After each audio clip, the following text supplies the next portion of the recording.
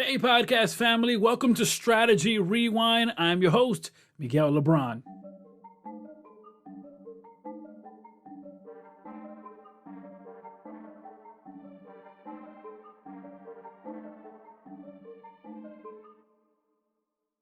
The biggest question we have to answer is, how do goal-oriented people accomplish their breakthrough moment? And that is exactly what Strategy Rewind focuses on. Stick around as we jump into tactics and strategy to help you have a breakthrough moment.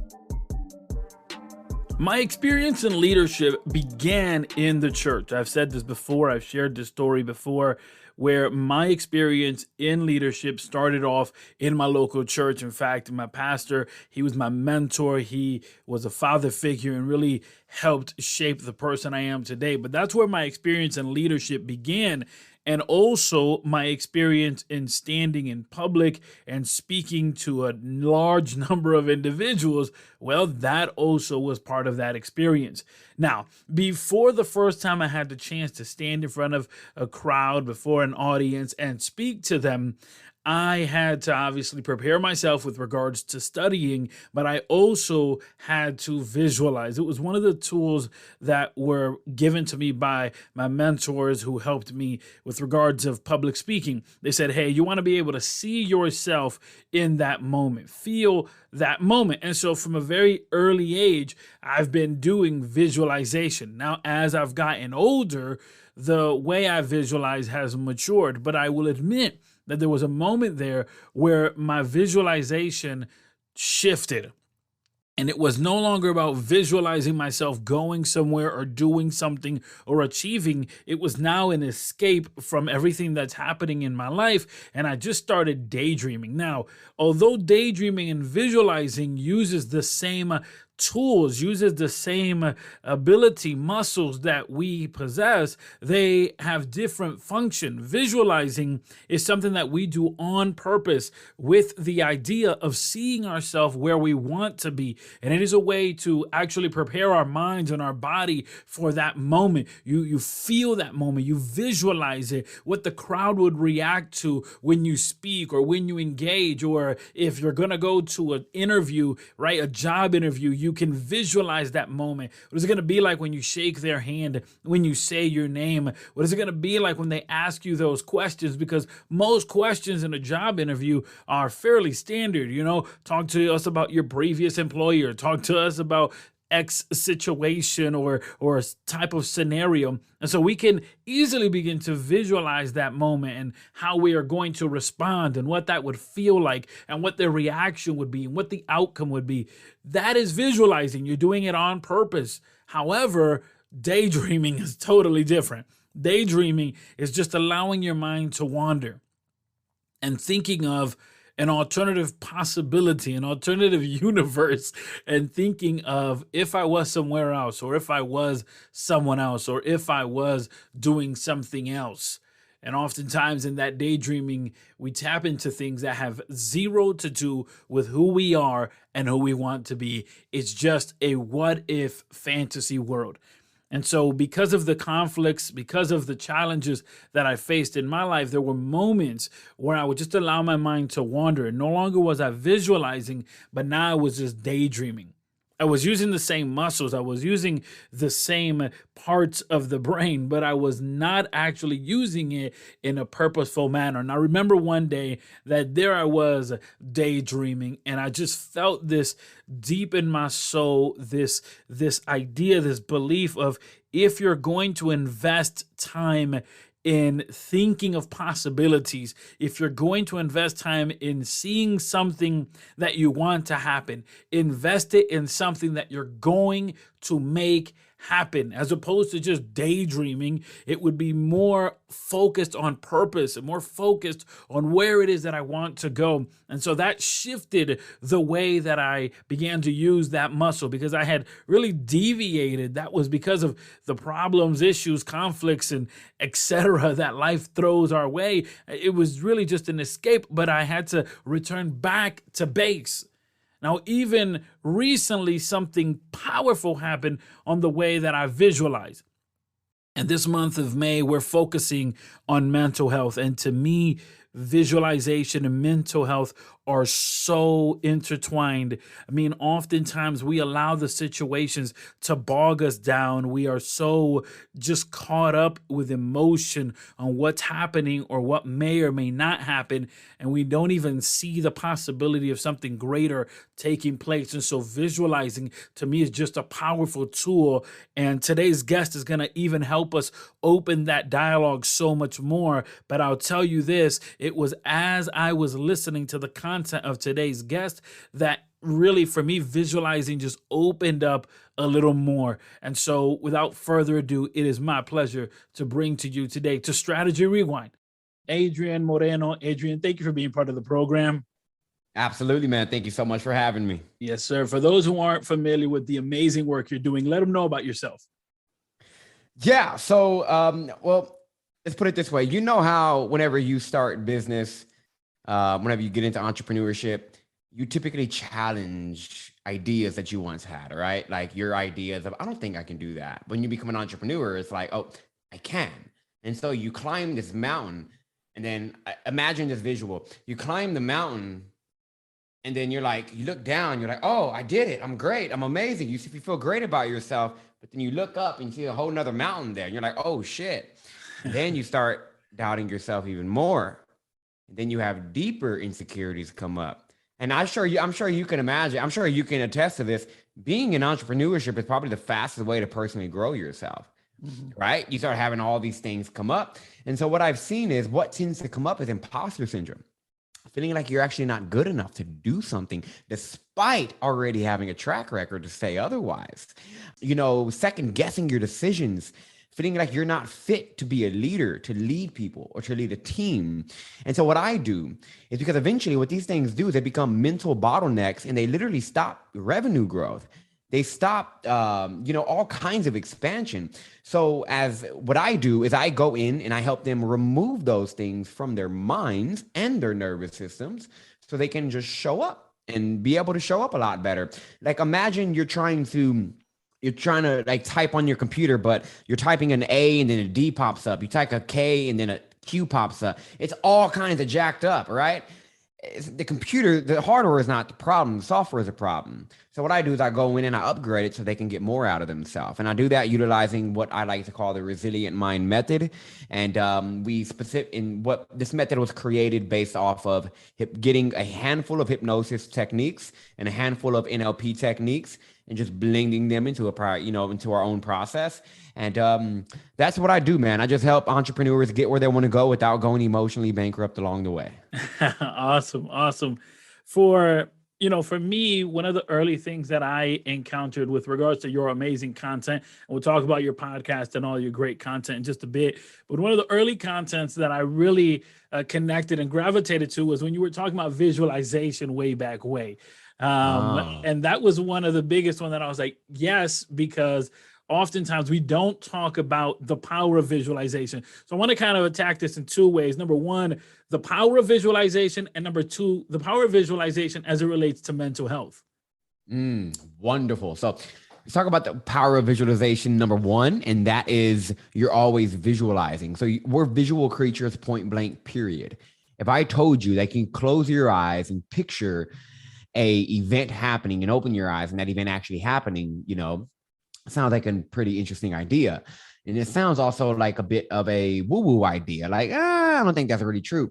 But let me break. Can I get like scientific with you so you can really? Okay. So if people want to understand the reality of visualization, so there are 7 textbooks there's literally just called physics. It's just a physics book 1, physics book 2. They were written in like late 1800s, early 1900s. And in book 5, it says word for word, reality is an electromagnetic field. If you want to change reality, you have to change the electromagnetic field and you will change reality. Now, in the late 1800s, there was this guy who on accident discovered that within every single atom in existence, there is a magnetism. So in other words, these atoms were electrical in their nature, but they're also magnetic. So they're like, okay, This whole universe is created of this electromagnetic energy. And then later in the 1800s, they discovered that the brain is electromagnetic in itself too. And then a little bit later, they discovered that the heart is electromagnetic.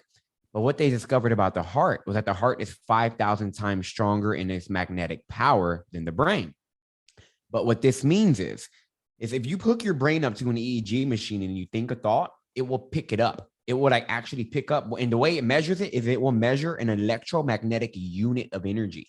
So you think a thought and it's like an electromagnetic unit of energy just gets dispersed out there. And then that influences your feelings. And our feelings and our thoughts, every single thought and every single feeling it literally warps your reality. Since reality is electromagnetic, whenever you think a thought that's electromagnetic and feel a feeling that's electromagnetic, it influences your literal reality. This is why on 9/11, whenever the plane hit, so we have these two Russian satellites up in space, and one of them is designed to measure the electromagnetic field of the Earth. On 9/11, we saw two of the highest spikes in the electromagnetic field of the Earth that we've ever seen, and they pinpointed the exact time: 15 minutes after the first plane hit, and 7 minutes after the second plane hit. The entire world's energy. Everybody in the world, I don't care what country you're in, there was an emotional pull that day. Everybody felt it, and it influenced our atmosphere. So when that happened, and that was a Harvard student who found that, that was like proof that, oh, snap, your thoughts and feelings don't actually stay in your body or your head. They actually go directly into the universe and impact what we know and what we see. The reason why this is important is because when you close your eyes and picture something, you are deliberately influencing your electromagnetic field every single time.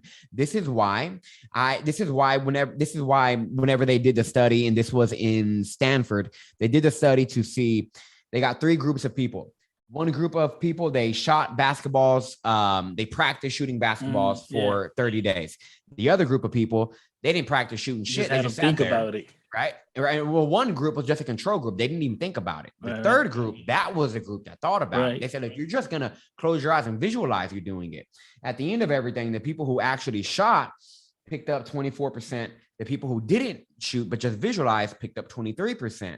But what they saw was that in a single hour of visualizing, intense visualizing, it causes more changes in the brain than actual physical effort.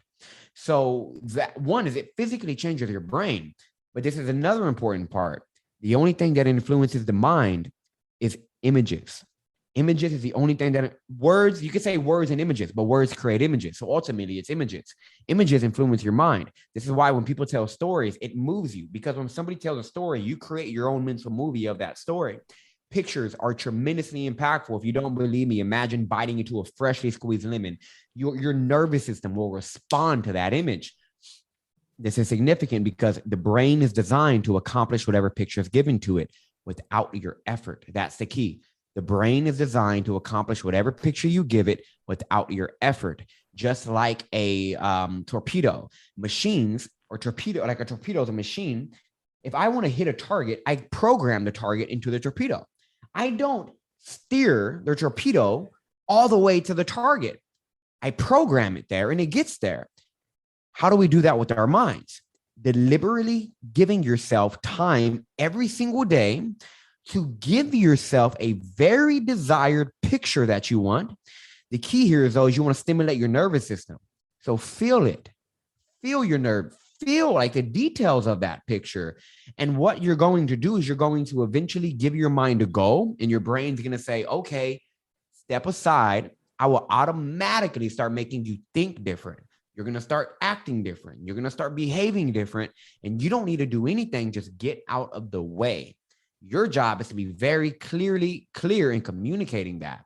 So when I say visualization is powerful, it is not just powerful in terms of it's my idea that it's powerful.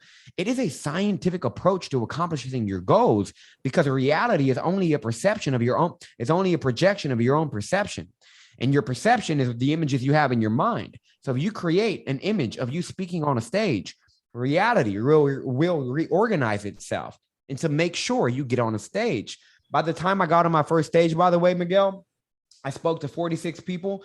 46 people raised their hand, wanting to work with me afterwards, like as a client.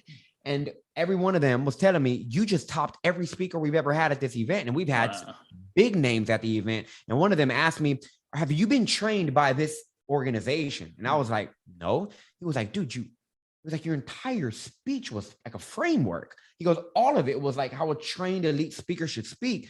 I was like, well, I'm like, well, I didn't train myself on how to speak, but what I did do was I gave my mind a clear picture of me as a speaker. Mm-hmm. So my mind just made me act like a speaker. And little did I know I was doing all of the things speakers do, but because I consistently saw that picture. So does that like really get down? Oh, no, yeah. You know, on a personal note, and then we'll jump into the mental health side of things. Yeah. On a personal note, you know, and one of the biggest things that made me gravitate to that subject once you started talking about it was that I have practiced visualization. Oh, yes. But the biggest thing, you know, that you had mentioned in that time when I heard it was the being able to remove yourself from the scenario. So it's not just seeing yourself on the stage, but remove yourself. Because when I heard that, I was like, oh, I'm missing a part to the visualization because I've always seen myself on the stage. So what you're talking about is the dissociation and association. Yes. Okay. So for your listeners, whenever you're visualizing, you can do it two ways. You can visualize in the picture. It's like it's like you are projecting. So let's use a stage example. Right. You're projecting out of your mind a crowd, the lights, the stage. You're on that stage. You can physically feel your feet touching the ground. Right. That's great and all. But if you stay in that space through your visualizing, your brain will actually become convinced that you did it, which can also eliminate some drive and motivation and do it. So the mind likes forward focus. So the way you can give it a forward focus is by enjoy that picture, be on the stage for 15, 20, 30 minutes, soak that in, get your nervous system involved. But before you come out of your visualization, act like you're stepping out and watching it on a movie screen now. Mm-hmm.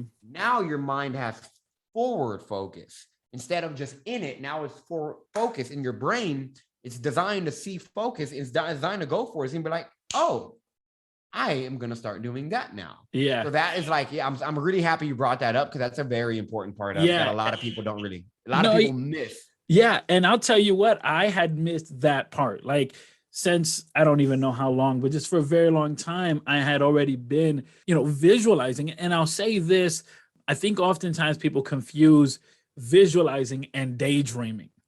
And I remember that one time, me personally, I was just daydreaming. I wasn't visualizing. I was daydreaming. I was in my mind, I was a UFC fighter. I'm never going to be no UFC fighter.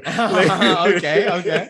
You know, I was just daydreaming. And I just felt it in my spirit, this idea of, if you're going to envision anything, envision something that will come to life, you know? And so to me, there is that difference of daydreaming and visualization. But I love that part of, all right, not just see yourself on the stage of what it would feel like being there, but literally see yourself, have that outer body experience. Yes. Like you're watching from a third person view. And a really, just overall really important part is, daydreaming and visualizing, they're the same thing if we're looking at the functions that are being used, like your imagination, right? But one is deliberate and one happens when you're typically just wandering, right? So you have a really good point in like being deliberate in your visualizing, right? But one of the things that also one of the most significant parts about this is when you won't make visualization work. Number one, if you're not consistent with it. But number two is if you don't have the assumption of that, if you don't take ownership of the picture. When I say take ownership of the picture, I mean, you own it. You are that picture. Whenever I do my visualizing. So for example, when I did my very first speech in front of the 40 people, I was already 3 years in to seeing a crowd of people stand up in my mind's eye. Every night before bed, I would see an entire room applaud me every night for over 3 years. So going up to it, I started to prepare for it. I started to like really, and I was just like, you know what? My mind already knows what's supposed to be done. I'm just going to assume that I know exactly what I'm doing. This is the most powerful part of this is the most one of the most powerful elements of visualization is a childlike assumption. If when my nephew, when he was 6 years old, he was a ninja. He was a blue ninja. That was his name, Blue Ninja. Blue Ninja. And to everybody else, that was a regular 5-year-old, 6-year-old kid. To him, though, he was a blue ninja, a real life ninja. I could not call him Vinny that day. He needed to. He was like, no, no, no, no. I'm a ninja today. He was going off, showing off all this ninja karate moves and all of that. That level of assumption is necessary whenever you're visualizing. In the same exact way, I have my phone here. When I plug my phone up, I don't question whether or not it's going to charge. I know it's going to charge because I don't doubt electricity. In the same exact way, you should not doubt the image in your mind, because that image in your mind is electricity. It literally is made of the same electrical charge than the energy that's going through this freaking charger and going to my phone. So if I'm not going to doubt electricity, I'm not going to doubt the image in my mind. So I'm going to see the image. When I open my eyes, I'm just going to assume that it's already done. I'm just going to assume. And guys, when I say assume, people are like, well, what do you mean fake it till you make it? Everything you've ever said to yourself is an assumption. When you say I can't do something, that's an assumption. When you say I'm not good enough, that's an assumption. When you say I was born into this, so I just can't do it, that's an assumption. All of it is assumptions. So just assume the opposite. The important, or rather, one of the things I want to highlight here in our conversation is the fact how visualization can actually help in mental health.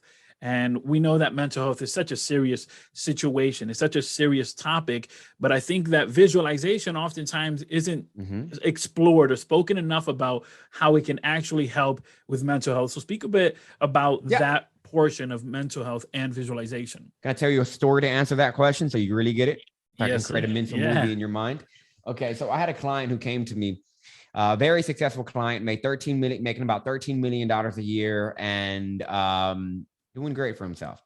And he was like, look, I'm this consistent, disciplined, driven individual, but man, I want to write this book. But every time it comes to writing this book, I procrastinate. I keep putting it off. I keep putting it off. I'm not doing it, and I'm not able to make that happen. And I'm like, all right, well, let's figure out why that's going on. All right. So during my process, during the Resilient Mind Method, what it's designed to do, and the reason why I call it resilient, because resilience means to bend and come back, right? And mental health, if we're going to just kind of put it into a picture, it's like, hey, you're getting a little bent up, right? You would have resilient, bounce back. And so during the process, we do something called timeline regression, where we go back into time and figure out, hey, what time? Because when you're in a state of hypnosis, it's really interesting. The mind will communicate to you. You don't need to try. You don't need to say, when was the first time I ever felt anxious? You just say, hey, I'm anxious. Show me why. It will, boom, show you an image. And so in this case, I was like, my client keeps procrastinating. Show me why. And then a picture came up. He was at his grandma's house. It was Halloween. He was sitting there. And then all of his cousins are talking. He speaks up. He's the youngest cousin in the room. He speaks up. And then the oldest cousin says, shut up. Nobody wants to hear you. He stops and he goes, oh, all right. And he tells himself in that moment, my voice doesn't matter. And I'm not loved. Oh, if your voice doesn't matter, why the hell are you going to put a book out in the world? I'm sure you can imagine this. Putting a book out is probably one of the most vulnerable ways to put your voice out there. Once it's printed, that's it. It is out there. His 4-year-old self wasn't allowing him to do that. So what did we do is we allowed him to reparent his 4-year-old self through visualizing being the parent that he always wanted. Visualizing that moment and saying, look, little man, your voice actually does matter. And you are more than enough. And I love the shit out of you. And embracing that little boy, all through imagination, embracing that little boy, holding him, showing him, look, and even just like imagine bringing him up into his new world. Because remember, he runs a $13 million company. He leads big meetings. He was like, look at me. He imagined his little kid standing in a boardroom, looking at him lead a meeting. He was like, look, little man, your voice clearly matters. Through visualizing, you can go back and reframe old stories you've been telling yourself, right? For example, one for me personally, when my parents split up at 4, I take myself to self-hypnosis all the time and to, do my own shit. And because I got shit coming up too. And one of the things was I was feeling insecure, and I wanted to figure out why I was feeling so insecure. And so I found myself in my 3-year-old body. And I was witnessing my parents split up. And the moment that they split up, I'm looking at them and I said, I'm no longer safe. So what I did through my imagination was I laid in bed with my little 3-year-old self, holding him, letting him know that, look, man, you're actually as safe as it possibly gets, because I'm your dad now. Like, I'm your parent now. Nobody can parent you like I can, Adrian. Why? Because I get you, little man. I know what's going on. I'm here for you. So what a really good technique that I recommend everybody doing is imagining themselves meeting with their little child again and reparenting them. Now, there's a scientific reason this actually causes change and can eliminate things like depression, things like anxiety, because our subconscious part of our mind stops maturing at about 5 years old. This is why our unconscious mind is so childish. It takes everything literal, right? It's literally like a little kid. So you literally have a little kid in your mind. So if you close your eyes and imagine yourself meeting again with your 5-year-old self, your 6-year-old self, your 7-year-old self, asking them, hey, what do you want? What did mom and dad not give you that I can give you now? What can I do for you? By doing that in your imagination and reparenting them, meeting their need, because all it is an unmet need. If you can go back in time, meet that unmet need through imagination, your brain can't see through your skull, so it doesn't know if it's really happening or if you're just imagining it. All it knows is, hey, I'm experiencing something. And especially when you can get into theta, which if the tactical side of things, I can show them how to tap into theta brainwaves. But when you're in theta brainwaves, you're changing your neural pathways through visualizing. Because if you're depressed, you have certain neural pathways going on in your brain and your entire nervous system that are causing you to think like that, feel that way, and be that way. And so through visualizing, you can literally change your neural pathways to have, and your neural pathways are basically the clusters of cells that are influencing every thought, every feeling that you, in every action that you ever engage in. So you rewire your neural pathways, you rewire your response to life, period. So just by I got over social anxiety, not by going through hypnosis, but by imagining myself walking into ballrooms, networking with every entrepreneur I've ever wanted to meet, shaking their hand, confidently telling them who I am, starting the conversations. And what I was able to do was through experience, because experience is what changes us. When you're trying to, because rewiring your neural pathways is basically neuroplasticity. If one of the principles of changing a neural pathway in your brain is through experience, you need to have emotion involved with it. Right. And so whenever you close your eyes and imagine yourself engaging in a way that you want to engage in, feeling how you want to feel, acting how you want to act, what you will do is, especially if you're getting really absorbed into the experience and cause an experience in your system, in your nervous system, your brain will start to rewire itself.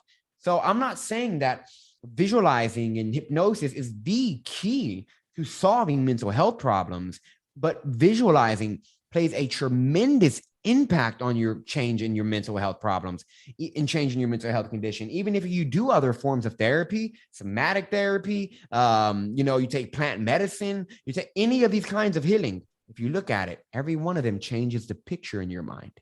Every one of them, whether it's therapy, whether it's coaching, whether it's somatic therapy, whether it's hypnotherapy, all of them, yes, they're like, yeah, you're releasing trauma out of the nerve. Yes, that shit is real, trauma in the nervous system, releasing all of that and all of that. But at the end of the day, all of those things change your perspective. So just by visualizing yourself over, like, let's say if you're just, for example, let's say if you're, really depressed, right? Close your eyes and imagine yourself just going back and meeting with your little self and asking them, hey, what do I need to do right now? Or what do you want me to do right now? Or can you tell me why I'm feeling this way? And they'll probably tell you, a lot of times my clients would say, hey, they said that they just wanted to have more fun with me. They said that they just wanted to be hugged or actually feel like they belong somewhere. Well, tell them they belong somewhere. Right? I had a client who was constantly overeating. So what did we do? He went back in a time and he saw at the age of 10, all of his friends, he moved away from his neighborhood. So he moved away from all of his friends. Now he was at this house where he was bored, and he told himself in his mind, I have no more friends, playtime's over. What that translated to was, hey, being active is over. There's no need to be active. So he started gaining a lot of weight, started eating a certain way. So what I had him do in that time, I said, hey, for the next 15 minutes while you're in hypnosis, imagine all of your friends are outside. Go be 10 with them. Go be a 10-year-old with your friends. He did that till this day. He has not overeaten. Just because what he does is meet an unmet need. Awesome. Just awesome. For people that want to get connected with you, Adrian, how could they do so? And how could they connect with your amazing content? Yeah. So the number one way let me make this really simple, because human beings they do not like choice for some reason, right? You give them like, hey, connect with me here. They're like, oh my God, where do I connect with this guy? And they don't even connect with you. So if you want to connect with me, the best way to do it is you actually want to experience what it's like to be able to tap into theta brainwaves and meet these deeper parts of yourself and be able to change neural pathways to get more out of yourself, be more certain in yourself. Just go to www.rewiremythoughts.com/unshakable.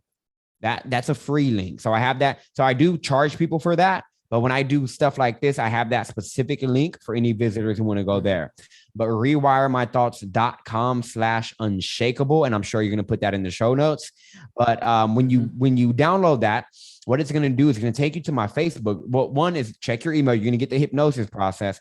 But it's going to take you to my Facebook group, join my group. And also, you're going to get a couple of emails that says, hey, you want to follow me on Instagram? You want to check out my podcast? So I'll reach out to you there and you can follow all my other stuff there. But that'll be the best way to get into my world and actually go through my content.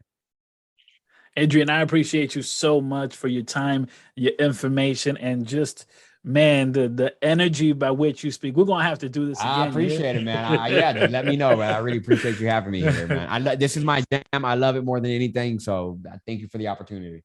I'm so grateful that you would be connected with Strategy Rewind. Thank you so much. And thank you to today's guest. Head over to the show notes of this episode where you'll find their details so you can connect with them. But if you want to take a bigger leap towards your breakthrough moment, there in the show notes, you'll also find a link where you can set up a free 30-minute strategy session with me. It's imperative that you put these strategies to work so that you can have a breakthrough moment.